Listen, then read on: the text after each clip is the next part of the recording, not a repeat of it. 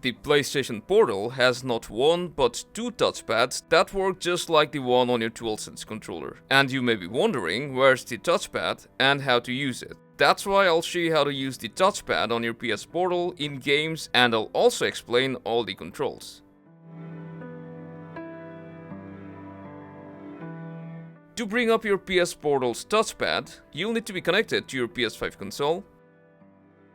Then just tap on anywhere on the touchpad, and it will reveal the two touchpads.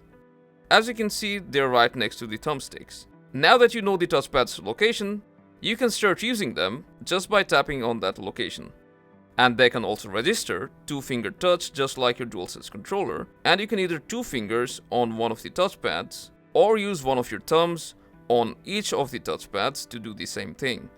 And if you're wondering why you can't use them to move around your PS5, the answer is these touchpads work just like your DualSense controller's touchpad, which means it will only work in supported games. So the game that can demonstrate all the functions, the best way is Astro's Playroom.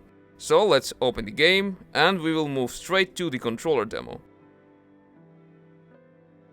And as you can see, you can use both of these touchpads and they will act as one.